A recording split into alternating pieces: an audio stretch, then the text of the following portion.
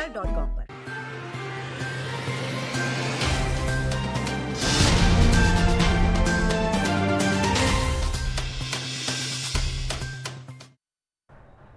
Budget सत्र के 8वें दिन ध्यानाकर्षण प्रस्ताव पर किरण चौधरी ने कहा कि ओलावृष्टि के कारण सरसों की फसल पूरी तरह नष्ट हो चुकी है। दोबारा मौसम खराब होता है तो फसल और खराब हो जाएगी। इससे बचाव के लिए दवाई मुफ्त में उपलब्ध करवाई जाए। और इसी पर जवाब देते हुए सीएम मनोहर लाल ने कहा कि सरकार पहले ही किसानों को मुआवजा देती थी। पीएम फसल बीमा योजना के तहत किसानों को प्रीमियम का 2 से 5% देना पड़ता है। उन्होंने कहा कि सरकार ने नुकसान के लिए 12,000 से 15,000 मुआवजा देती है, जबकि बीमा कंपनी 18 से 34,000 प्रति एकड़ देती है। सीएम ने कहा कि किसानों को हमें प्रेरित करना चाहिए ताकि पीएम फसल बीमा योजना के तहत अपनी फसलों का बीमा करवाएं। कंपनसेशन के नाते पहले तो सरकारें ही कंपनसेशन दिया करती थी, लेकिन प्रधानमंत्री ने जब से फसल बीमा योजना शुरू की है तो मैं समझता हूँ ये चर्चा 25-30 साल की चर्चा के बाद ये प्रावधान आया कि एक फसल बीमा योजना बनाई जाए और फसल बीमा योजना को स्वीकार करके और उसको लागू किया गया। कुछ परिवर्तन भी बीच बीच में होते रहे, लेकिन मेरा निवेदन ये है कि हम किसानों को भी इस बात के लिए प्रेरित करें कि वो इंश्योरेंस कराएं। इंश्योरेंस कराने के कई प्रकार के लाभ अपने को जो दिख रहे हैं कि एक तो कंपनियों का अपना एक सिस्टम है, उसमें कोई अदल बदल करना होगा, कमी होगी तो ध्यान कराया जा सकता है, ये कमी इसको ठीक किया जाए। दूसरा, कंपटीशन में कंपनियां भी कई आती हैं, उनका अपना अपना रेट रहता है, उस कंपनियों में रेट में भी आते हैं। उस रेट का ज़्यादातर हिस्सा केंद्र सरकार प्रदेश सरकार देती है, किसान को केवल 2% या एक आध फसल में 5% इतना ही प्रीमियम देना पड़ता है। अब ये 500-700 रुपये अगर किसान देता है तो बदले में उसको एक सुविधा मिल जाती है कि उसका प्रीमियम, उसका नुकसान होने के बाद राशि, कंपनसेशन का जो रेट है वो मैं समझता हूँ 18,000 रुपये से लेकर 34-35,000 रुपये एकड़ तक है। सरकार की सीमा है अपनी, सरकार ने 12,000 से 15,000 किया इस बार, तो हम 12,000 से 15,000 ही दे पाएंगे, इससे ज़्यादा तो नहीं दे पाएंगे।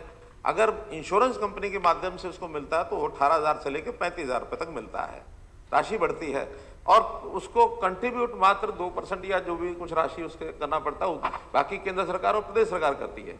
इसलिए एक तो यानी प्रधानमंत्री फसल बीमा योजना की ओर प्रेरित करना चाहिए हमको, किसान समाज को। ये कोई बाधा वो नहीं है, कंपल्शन नहीं है कि उसको कराना ही है, क्योंकि पहले लोनी किसान के लिए बैंक करते थे और बैंक को क्योंकि अपने पैसे की चिंता होती थी, भी नुकसान हो जाएगा तो मेरा पैसा कहाँ से आएगा, वो ना डूबे, इसलिए लोनी किसान से लिया जाता था। हमारे या किसानों के विरोध के कारण से उसको छूट दे दी गई, भी कराए या ना कराए।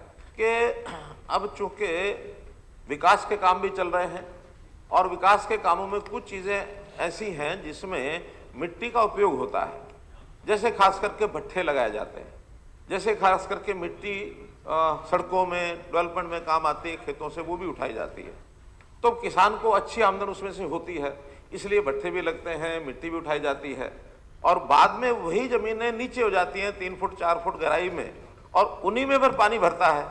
अगर मैं पर्टिकुलर एरिया की बात बताऊं तो जैसे झज्जर जिला भट्ठों की भरमार है और जब भट्ठा 2-4 साल 5 साल फटता है तो वही जमीनें बाद में पानी भरता है और पानी भरता तो फसलें खराब होंगी नहीं, खराब होंगी और बाद में वही आता हमको कंपनसेशन चाहिए। तो कमर्शलाइजेशन जो ऑफ लैंड या जिसको मिट्टी जो उठाते हैं वो कम से कम उसका कोई हम जरूर सोच विचार करें कि या तो जमीन का कोई पर्टिकुलर लेवल से ऊंची जमीन है वहाँ ये सारा उद्योग हो, मिट्टी उठे।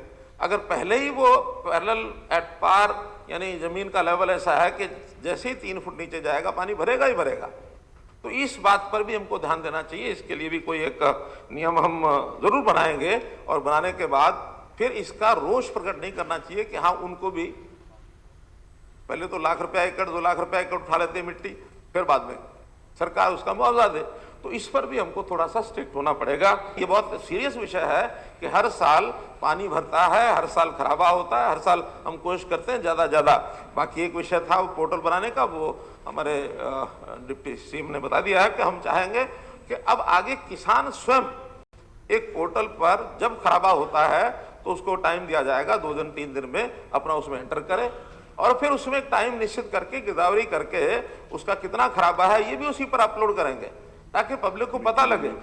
अभी क्या होता है, सरकारी सिस्टम में गिरदावरी हुई, स्पेशल गिरदावरी हुई, किसान को तब पता लगता है जब उसका मुआवजा सैंक्शन होता है कि मेरा इतना मुआवजा सैंक्शन हुआ। शिकायतें आती हैं और कई बार ये अन्याय भी हो जाता है किसान के साथ, तो इसको और पारदर्शी बनाएंगे ताकि किसान को ये तकलीफ ना हो।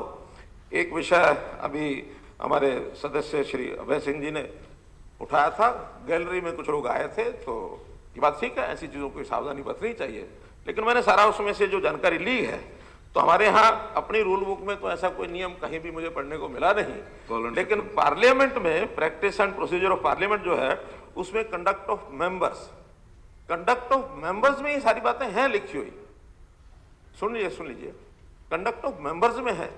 विजिटिंग गैलरी का वहां भी उल्लेख नहीं है किसी प्रकार के कोई प्रबंध, किसी प्रकार की बात का। Only verbal instructions have been given to security persons. Security वाले जो बाहर से लोग आते हैं उनको एक वर्बल इंस्ट्रक्शन है कि ये करना, ये नहीं करना। मेरा तो निवेदन ये है कि हमको इसमें अपने यहाँ जो कंडक्ट ऑफ रूल्स है उसमें एक चैप्टर विजिटर गैलरी का भी बना लेना चाहिए, इसमें कोई आपत्ति नहीं है। लेकिन अभी तक ऐसा कोई नियम नहीं है विजिटर गैलरी के लिए, ये बताना चाहिए। हरियाणा सरकार की ओर से किसानों के हित के लिए कई अहम योजनाएं चलाई गई हैं। किसानों के हित के लिए प्रदेश सरकार ने कई अहम फैसले भी लिए हैं, जिन फैसलों के लागू होने के बाद निश्चित तौर पर किसानों का जीवन सुखमय हुआ है। सरकार ने एक फैसला फसलों के न्यूनतम समर्थन मूल्य यानी एमएसपी बढ़ाने का लिया। आइए जानते हैं इस फैसले से किसान कितना खुश हुए हैं।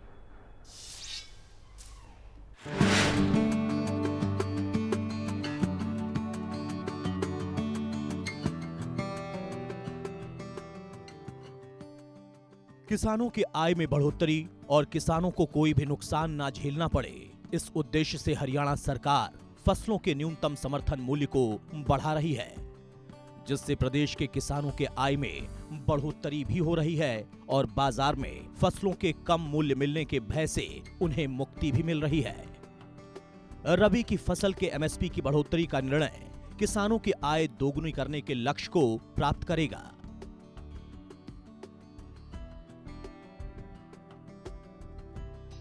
हरियाणा सरकार किसानों की आय दोगुनी करने में अहम भूमिका निभा रही है। हरियाणा देश का ऐसा पहला राज्य है जहां गन्ने का सर्वाधिक भाव दिया जा रहा है।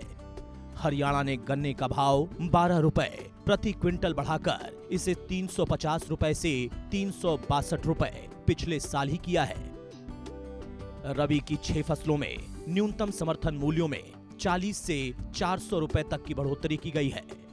यहां तक कि कई फसलों में तो 100% तक की बढ़ोतरी हुई है। हरियाणा सरकार ने रबी सीजन 2021-22 के लिए फसलों के न्यूनतम समर्थन मूल्य बढ़ाकर किसानों को एक बड़ा तोहफा दिया है। गेहूं का न्यूनतम समर्थन मूल्य 1975 से 2015 रुपए, जौ का न्यूनतम समर्थन मूल्य 1600 से 1635 रुपए कर दिया गया है। इसी तरह चने का न्यूनतम समर्थन मूल्य 5100 से 5230 रुपए, मसूर का 5100 से 5500 रुपए, सरसों का 4650 से 5050 रुपए प्रति क्विंटल किया गया है। खरीफ सीजन 2021-22 के लिए फसलों के न्यूनतम समर्थन मूल्य को भी पहले से ही काफी बढ़ा दिया गया है। धान कॉमन का न्यूनतम समर्थन मूल्य 1868 से 1940 रुपए और धान ग्रेड ए 1888 से 1960 रुपए प्रति क्विंटल किया गया है। ज्वार का 2620 से 2738 रुपए, बाजरे का 2150 से 2250 रुपए प्रति क्विंटल न्यूनतम समर्थन मूल्य तय किया गया है। रागी का 3295 से 3377 रुपए, मक्का का 1850 से 1870 रुपए किया गया है। बहुत से ऐसे राजस्थान के लोग बाजरा की अपनी खरीद हरियाणा में आके करा जाते हैं। कहीं कहीं स्मगलिंग और अधिक होने के कारण से उसके ऊपर काबू नहीं रहा। इस बार हमने ये तय किया है कि हम अपने इस खरीद के माध्यम से जो लाभ है वो केवल हरियाणा के किसानों को ही देंगे। धान और बाजरा के अलावा खरीफ की जो अन्य फसलें हैं, मूंग है, मक्का है, अरहर है, मूंगफली है, आदि फसलें भी यथा समय इनकी एमएसपी के ऊपर खरीद की जाए। अरहर का न्यूनतम समर्थन मूल्य 6,000 से बढ़ाकर 6,300 रुपए और तिल का 6,855 से 7,307 रुपए प्रति क्विंटल किया गया है। मूंगफली का न्यूनतम समर्थन मूल्य 5,275 से बढ़ाकर 5,550 रुपए, सोयाबीन का 3,880 से 3,950 रुपए प्रति क्विंटल और सूरजमुखी का 5,885 से बढ़ाकर 6,015 रुपए प्रति क्विंटल किया गया। किसानों की आय दोगुनी करने की दिशा में यह किसान मैत्री का एक ठोस कदम है। इससे किसानों को निश्चित रूप से उत्पादन लागत पर अधिक लाभ के साथ अतिरिक्त आय होगी। न्यूनतम समर्थन मूल्य में बढ़ोतरी हरियाणा के किसानों की आर्थिक स्थिति को बेहतर बनाने के लिए वरदान साबित हो रहा है।